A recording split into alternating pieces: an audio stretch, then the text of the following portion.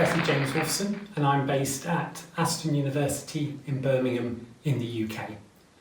And today I'm going to be talking to you about CLEAR, contact lens evidence-based academic reports.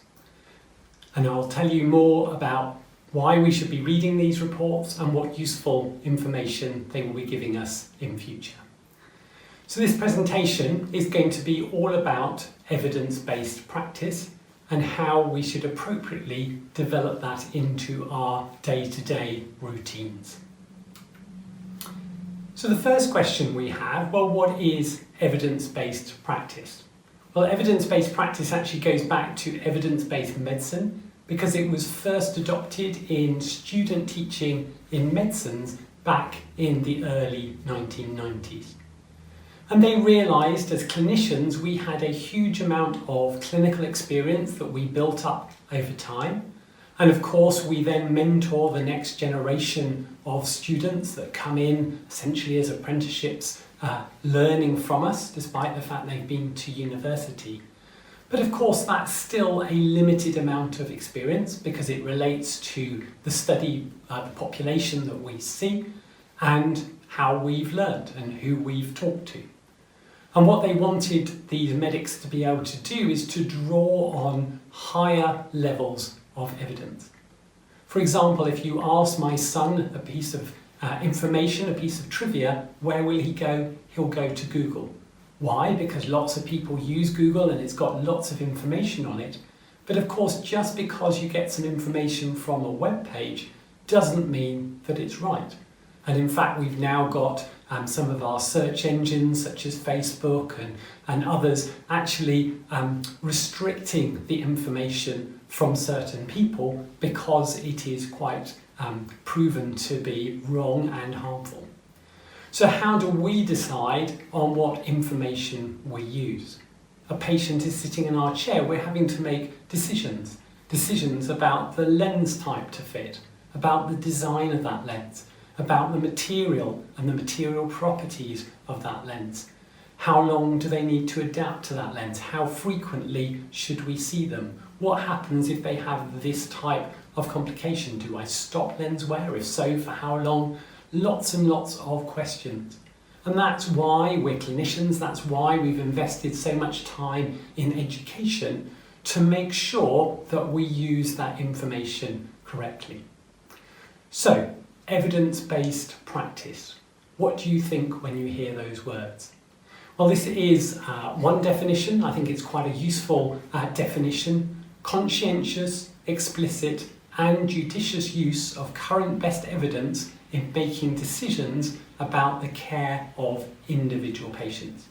We have an individual patient in our chair who we need to deal with, but we want to deal with them in the best possible way. And we want to learn not only from our clinical experience, but also from robust trials which try out things that we might think, well, this is a better approach. Well, actually, that needs to have been tried compared to a conventional approach to show that really is the case if we remove all forms of bias. And the problem is we have a lot of unconscious bias. This has really come to the fore in recent years with things like Black Lives Matter. Actually, when we're hiring someone, for example, it is well shown that we tend to hire people who are like ourselves. The police are far more likely to stop and search someone who is from an ethnic orientation different from themselves. So again, this unconscious bias is being recognised in all forms of life, and we need to recognise that also in terms of our clinical practice. So conscientious, we actually need to put an effort in this. It's all about reflection. Explicit to the particular issue at hand and for that particular individual that may be from an ethnic group that hasn't been researched, for example. And judicious, we have to judge the evidence, not just take what even a research paper states, but look at what was the design of that study. Was it robust enough to make the statements that they are making? So that's what we're going to be looking at over the next half an hour together. Now this is the schematic that we often see when people are talking about evidence-based practice. So 3 overlapping circles with evidence-based practice being the centre of it all. We've got our best scientific evidence, so drawing from those research papers. Those research papers have been critically reviewed, so they've been submitted to a peer-reviewed journal. Typically there would be at least 2 reviewers then that would look at it, give their comments to the person who wrote it. That person then needs to address those comments, and only when those reviewers are satisfied does the editorial manager then decide this can be published in my journal. We've also got clinical experience. It's important that we draw on that as well, particularly if we're more experienced, got more years of experience. And it's from clinical experience that things should move forward to scientific testing for them to be proved or disproved. But the final circle, which again is really important, is patient values. Patients live in different environments, have different things that are important to them. All of those should inform what is done to them. So nowadays we talk about collaborative decision making. The patient is a very important part in their decision making if they are to be compliant and for the treatment to work best for their situation. So all 3 of those elements need to be there.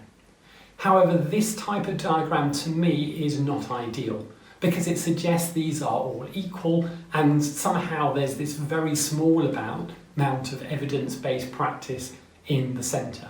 Well, actually, it's all about flow.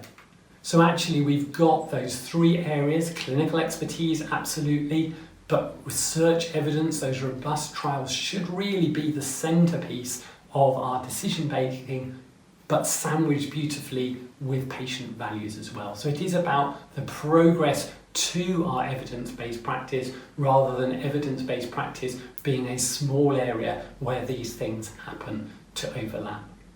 So hopefully if you have this in mind for the rest of your presentation, you will get that flow of what we should be doing to inform our evidence-based practice. And we'll be talking later about where do we get that information from, particularly for that middle area. Of course, clinical experience, that's from our clinical experience. The longer we've been in practice, the more diverse environment, the more rich that clinical experience, and we can draw on other people's clinical experience as well. Patient, hopefully they're sitting in the chair with us, and in consultation with them and with good communication skills, we can draw out that information. But actually that best research evidence is drawing together on decades of research, hundreds of papers.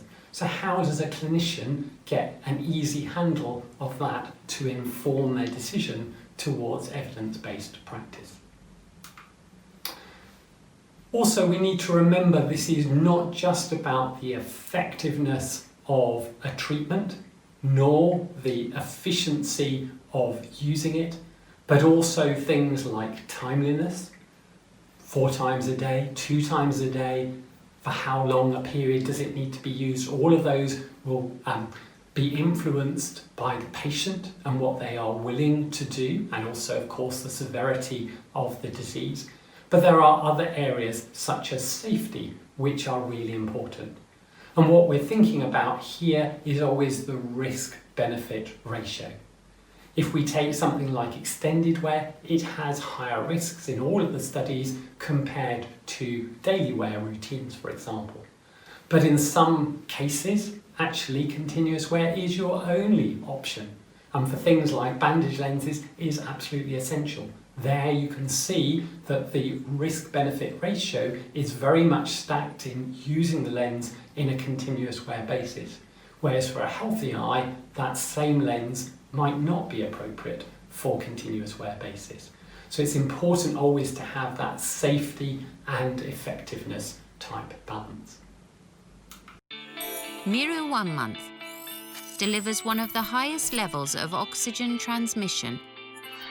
Available in sphere, toric and multifocal Miro 1 month contact lenses from Menicon.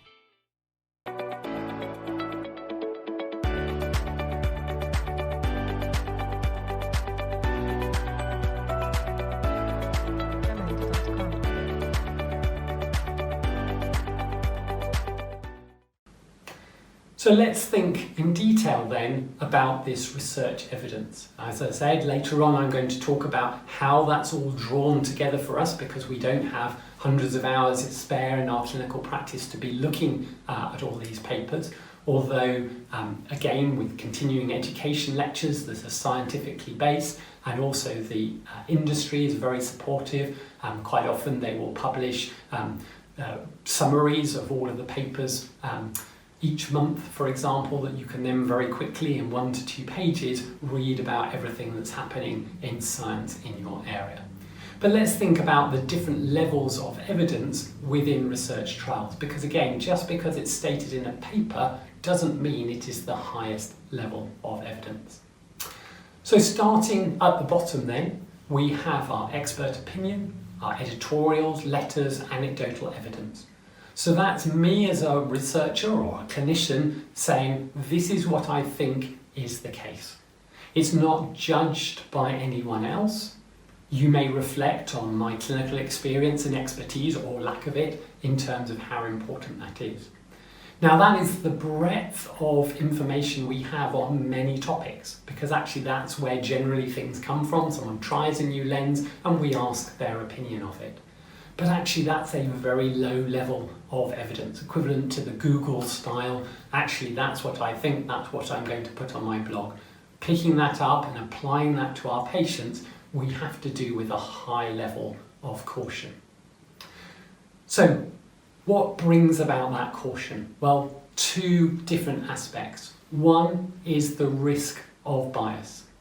The risk of bias is very high because I am going to be influenced, as I said, unconsciously often by the people around me. And the quality of evidence improves as that risk of bias decreases. But also within studies there are different levels. We have what we call our observational studies. So in this case someone has observed a particular effect and they've reported it. But once we get to higher level studies, they are experimentally designed. This is not haphazard. We've got a careful design to make sure that we minimise the bias. And then finally, the highest level of study is actually one that doesn't see patients at all, but draws on studies that have developed evidence and puts them together. So now we don't just have one researcher in one environment with one set of patients. Actually, we have multiple studies, quite often from different parts of the world, different patients, different severities of disease. Actually, what can we say about how effective and safe this particular treatment is? So base level, Google type expert opinions, not to be dismissed, but actually a very low level of evidence. Above that, we have case reports. So someone's taken that observation and now they've written it up. There is a level of scrutiny. So it's gone to a journal, a couple of people have looked at it, given comments on it, it's been backwards and forwards to get it into a state that actually now it should reflect a particular case. So better than just an anecdotal report, we have a bit more information to judge what that person has done and hopefully their reflection on why they did it, but still a low level of evidence. There's no comparison. There are not lots of cases to see, is this a robust finding? So above that, we have our case series. So now we have a number of patients that have been written up that had this particular disease or wore this particular lens. So we're starting to get a better feel for, yeah, in 8 out of 10 circumstances, this seems to be effective in improving visual acuity, for example. But this is still observational, this is not controlled in any way. Going up then, the next level of observational is a cross-sectional study. This is a higher level evidence because generally it will have more patients in. For example, we're looking at the prevalence of dry eye. We take a cohort, all of the patients who attend our clinic, all of the patients, all of the people in the Birmingham area, for example, and we're going to see them with a set routine to look at the prevalence of a particular condition, how many wear a particular type of contact lens, how many have dry eye symptoms. But still, this is observational. More controlled than we had before, but still observational. Better, we start to get our case-controlled studies. So here we've now take, for example, someone who had the lens compared to someone who didn't have the lens and look at the differences in outcome. These are still observational because they're retrospective, so we're looking back in time and we're looking at our notes. Now, of course, we've not then controlled exactly how those tests were performed, whether it was the same person performing them, whether the environment was the same time of year, for example, but better than the other observational studies that we have. Better, of course, than retrospective, we have prospective, so we're looking forward now. If we're looking forward, we can control things more, we can put our ethics in place.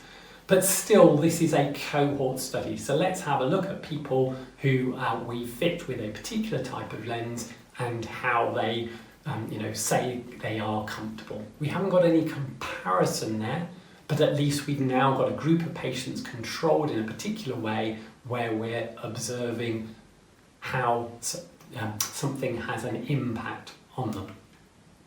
The next levels then are our clinical trials. In a clinical trials, we have a more robust design. It's controlled in terms of we now have a comparison. In a non-randomized clinical trial, we tend to have one group, maybe it's fitted with one type of IOL in our practice, and we have a look at another group that's fitted with a different intraocular lens in our practice. The danger here is that splitting into groups may well be something about the patient, either something that the practitioner's seen and gone, actually this person's a bit nervy about having an accommodative intraocular lens, so I'll give them a spherical one, whereas this one's a bit more gung-ho, and therefore I'll give them an accommodating one. The problem there is that very nature of the patient might influence how positive they are in reporting the outcome. Less of a problem with objective measures, more of a problem with subjective measures. So actually a higher level of evidence still then is our randomised controlled trials. So here I've got 100 people who walk into my practice. I choose randomly, let's say from envelopes or a digital number generator, which goes into group A and goes into group B. Not the patient, not the practitioner in terms of me saying you go into one group and the other. And therefore it's much more robust. Those groups are likely, if we have enough of them, to be equal in terms of things like their age and their sex and their ethnicity, and then we follow them through. Ideally, they would be masked, so they wouldn't know which treatment that they're having, whether they're having a scleral lens with a certain oxygen permeability or a different one. And likewise, the researcher who's doing the measures would also be masked. So generally this is a research team, someone who fits the lens, who knows which lens is going into which patient, of course, but actually they're not then involved in the clinical trial measures. So when I'm doing my measurement, I can't influence the study by changing my focus slightly or really hunting out that staining, whereas I don't so much in this other group where I don't expect it. There are ethical issues about this type of approach. The classic at the moment is orthokeratology. When orthokeratology started being used for myopia control, it was very reasonable and appropriate to have a controlled trial, randomised controlled trial, because actually we didn't know whether it was going to be effective. There was some anecdotal evidence down the bottom of our observational studies, but nothing proven. So it seemed reasonable to take some kids, fit them with the ortho-K lens, and others to fit them with a spectacle or a soft lens. But actually, as time has gone by and studies have consistently shown a beneficial effect, actually it starts to become unethical to choose some children randomly and say, well, actually you happen to be in the group that aren't going to have a treatment that we know to be effective because we want to compare it to a new treatment. Also, we know that parents don't want that, so often they then stop the trial if that's what their child is allocated to.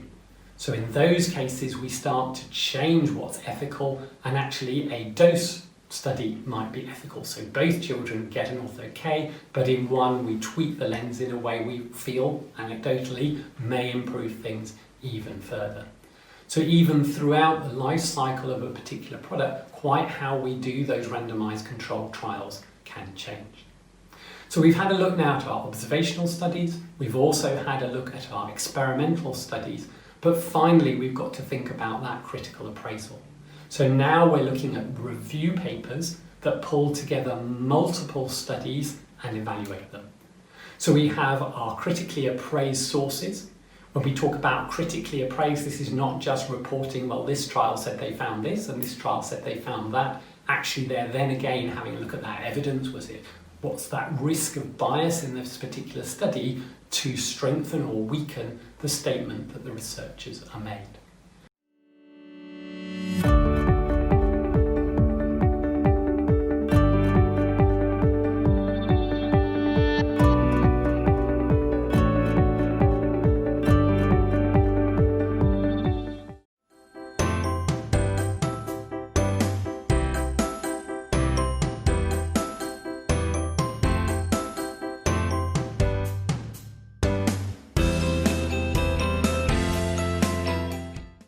And what's considered the highest level of evidence is what they call a systematic review. So this time the review is done to answer a very specific question and done in stages. So what's my research question? What then is going to be my literature search and the exact terms I'm going to search for? What's my approach in terms of reading the abstracts initially, using that to refine, no, that's not got the evidence I'm looking for, so what are my inclusion and exclusion criteria? Narrowing that down to, well, these are the 20 papers that seem to be relevant from the abstract. I will source each of those full papers, read those. Now I get down to, well, actually only 8 of those are totally relevant.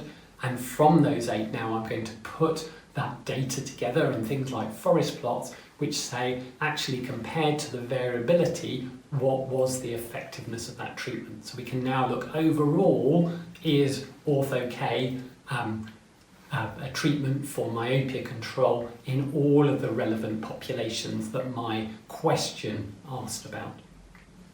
So you can see they're not collecting new data, but they're putting together these studies in things like Cochrane reviews. So hopefully that shows you that there are lots of different types of study. Having that sort of general knowledge about the studies is important. But within those studies, particularly now in terms of our experimental studies, we have various options as researchers in terms of how we approach evaluating a research question. And those are also important to us. The first of those is what we call sequencing. So we've got a group of patients and we want to evaluate, in this case, 2 approaches, approach A and approach B. We can have 2 parallel groups, ideally randomized in terms of whether they're in approach A or approach B. We fit them with the lens or do our management option on them, and we follow them both for a set period of time. Ideally at the same time. Sometimes people have historical controls, but the problem with that is they need to be very carefully matched in terms of age and gender, for example, but also environment. Take myopia control again as an example, and we know that myopia control changes in terms of how effective it is in summer months compared to winter months. So if you have a historical control not at exactly the same time, that can influence what your comparison is. So that's my parallel groups, lots of advantages, but actually we have natural variability between individuals. So actually we've got 2 groups which will have natural variability, so the effect needs to be quite large for us to see it. So those groups individually will need to be relatively large. We have other approaches we can do to allow us to get more strength in terms of determining an effect, but with fewer participants. We can go for a crossover trial. So here again we have 2 groups, again ideally randomized in terms of the selection of who starts with A and starts with B. But for many visual corrections, for example, the visual acuity gained from a device doesn't impact the cortical system, not over a short period of time at least. So actually we can have one group with approach A, one group with approach B, and after a set period of time we then give them a washout period, so that effect goes away, and then we swap them to the alternate lens. So now we've got a group with limited variability between the same group compared twice with the different treatments. So we can get away with smaller groups than we could do with parallel. But of course, if you're looking at a medication to control glaucoma, you can't then cross them over onto a second treatment because the effect of the first treatment hopefully should be reasonably long lasting, at least in terms of things like visual field damage. And then, fortunately for eye care, we have another option, and that's a contralateral trial. Actually, we have two eyes. Now, there are effects that are synergistic, so if I punch you in one eye, the other eye will also tear. So we do have to watch for that crosstalk. But in many things, we can put, for example, one design of contact lens in one eye, a different contact lens in the other eye. And as long as we randomise between them, so for an individual patient, whether lens A goes into the right or left is random, then that takes away a lot of the bias. Again, we've got a good control system because our eyes are very related. So in this type of approach, lens A, lens B, or approach B and approach A, and we follow those patients through and we address that. Obviously, things like comfort are more difficult because it's difficult to say, oh, well, the comfort's coming from this eye compared to this eye, perhaps. But again, a very controlled type approach. So that's our sequencing. We then have eyes. As I said, we have two eyes. So we can do things like these contralateral studies. We can do binocular studies. That's very realistic for things like vision.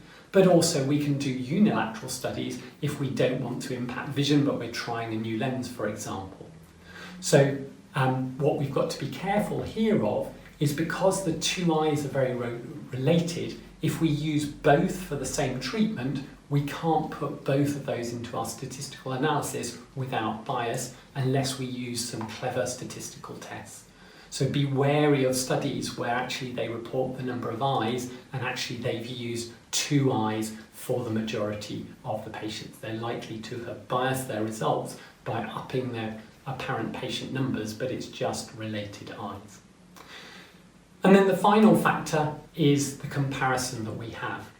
So we've talked before about observational studies where we're generally looking back in time or at a particular observation of a case, more controlled trials where we're looking at introducing a new lens to a particular group, and then our comparison trials where actually we've got now two groups or a crossover trial or a contralateral trial where we're minimising that bias down to have a look at a particular treatment. So there's a lot of information here that practitioners do need to be mindful of when they're looking at studies, but actually we need to be helped. There's so many studies out there, over 10,000 new studies between TFOS Hughes 1 in 2007 and TFOS Hughes 2 in 2017. There is no time to look at all of those. So actually, where can we get this information all together? Well, fortunately, we have these consensus-based reviews, special issues of journals where a group of people, group of experts have come together to draw all of that evidence and do that critical appraisal for us. The very famous ones in our field are the TFOS, the Tear Film and Ocular Surface Society reports from 2007 with JEWS 1, Dry Eye Workshop 1, the more recent Dry Eye Workshop 2 in 2017. And that group also have looked at things like contact lens discomfort and meibomian gland disease, all really important reports in our area of ocular surface and contact lenses that help us to look at what the literature says, what the evidence is to support the statements that we're making, the discussions that we're having with patients. More recently, we have the International Myopia Institute reports. These were published in Investigative Ophthalmology and Visual Science. All of these are open access. This was published just in 2019. So again, a real wealth of information about things like animal models for myopia control. You know, is it appropriate to try myopia control in a chicken or a tree shrew and then translate that to a human? The different types of intervention, pharmaceutical, spectacles, contact lenses, clinical trial design, what industry should be doing and how they should be marketing these trials. How does this inform clinical practice? And again, while these special issues are still quite long, typically 400 or so pages, then generally what comes out of that is 1 to 2 side clinician summaries, and again communication for patients as well. So really impactful in terms of helping you to quickly understand all of that evidence put together and what it should do for your clinical practice. So what about contact lenses? How have we got such a report on contact lenses? Now, of course, these reports, whether it's a dry eye report, meibomian gland disease, contact lens discomfort, very relevant, of course, and myopia control, all of those contribute to the area of contact lenses, but there are lots of areas that are not covered.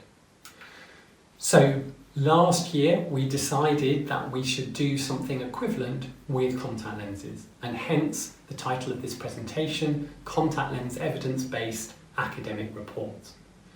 And the BCLA is supporting this initiative. It will be published in their journal, Contact Lens and Anterior Eye, in March of 2021. And this will bring together all of the evidence, over 18,000 papers in total over the last 50 or so years published on contact lenses, drawing that information together, critically appraising it, so we can start to see where do we have that evidence, where do we not have that evidence.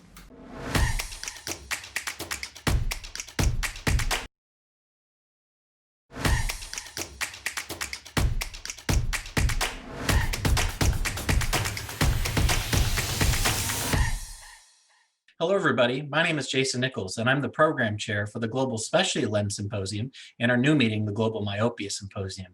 We look forward to bringing you cutting-edge information each year. And again, we look forward to hosting you in 2021. Thanks, everybody.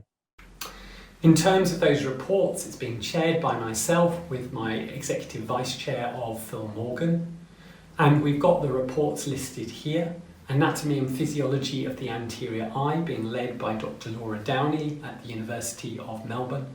Actually, this is quite a controversial area. Most of the anatomical terms that contact lens research a clinician would use are not those that an anatomist would use. So again, which ones are correct? Which ones should we be using going forward? The biochemistry of lens materials, coatings, comfort drops and solutions. So what about these comparison studies of solution A and solution B? What should I be using? What should I be advising? Which are the best antibacterial, for example? Which of those comfort drops can safely be used with contact lens and are effective with contact lenses? What about lens materials? How does that impact with that interaction with the solution? So Professor Mark Wilcox is leading that group as a leading expert in this area from the University of New South Wales.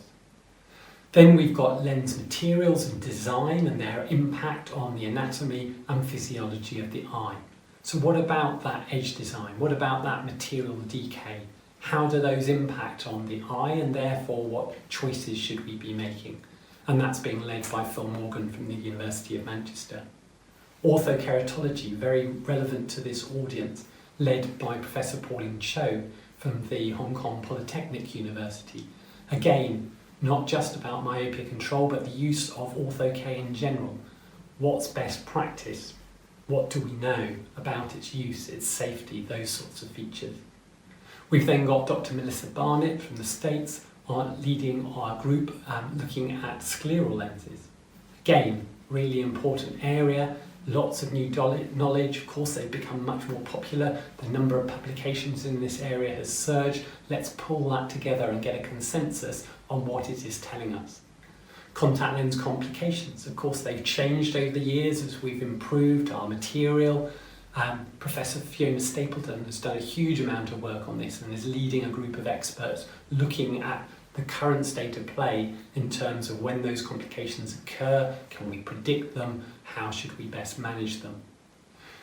Associate Professor Debbie Jacobs from the States is looking at the medical use of contact lenses for keratoconus and all sorts of other conditions, bandage lenses.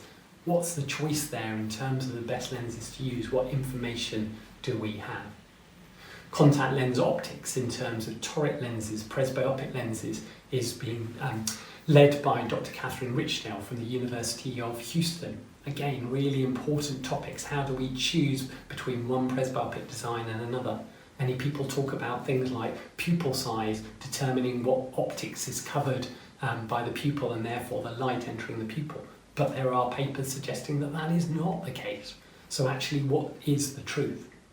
Future applications of contact lenses is being covered by Professor Lyndon Jones, a really important area, things like drug design, monitoring of IOP, sampling the tear film, all sorts of possibilities for contact lenses of the future, which would open up the market still further, new groups being fitted with lenses specifically because they're on the ocular surface and can provide us new information or manage other conditions.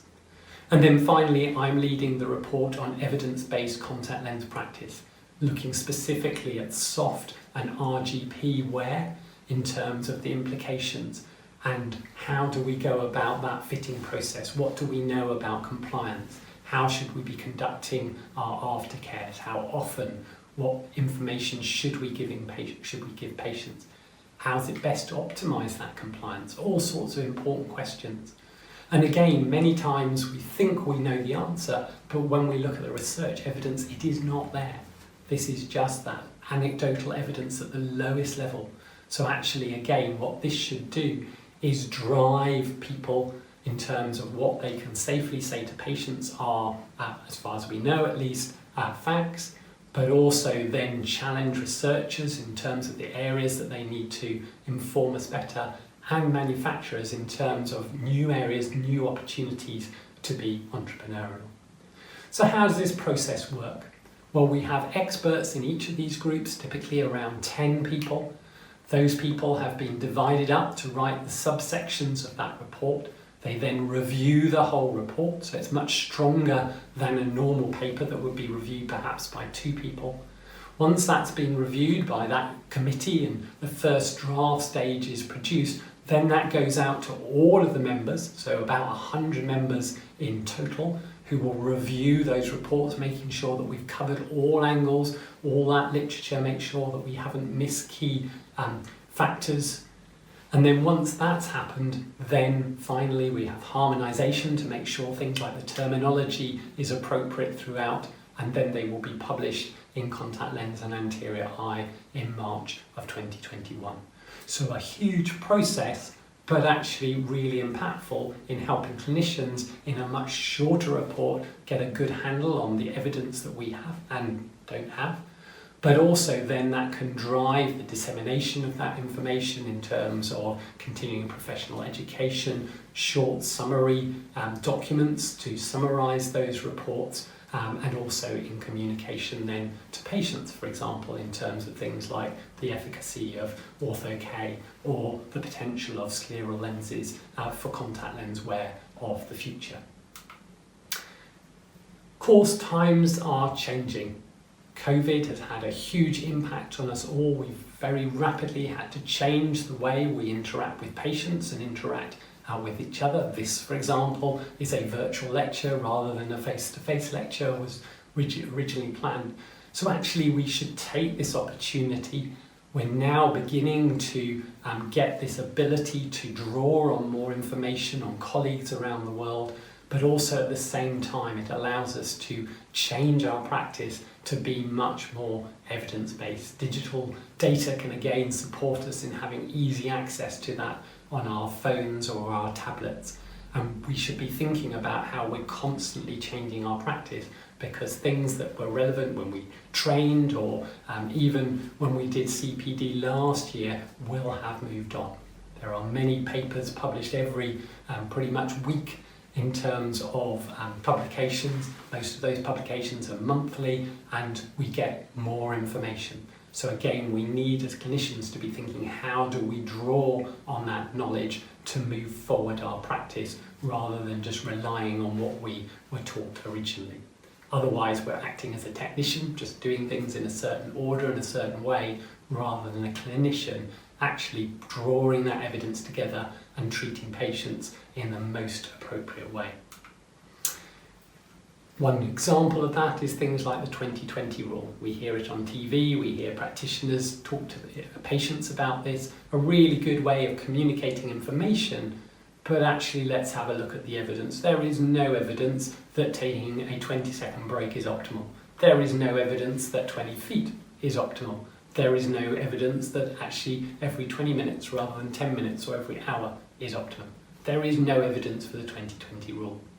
It makes a lot of sense. We know that tear stability, if you stare, will break up and cause discomfort. We know people tend to blink less when they look at a screen. So we've got bits of anecdotal evidence that suggest that this might be an appropriate suggestion. But again, no one has done the research on this to date.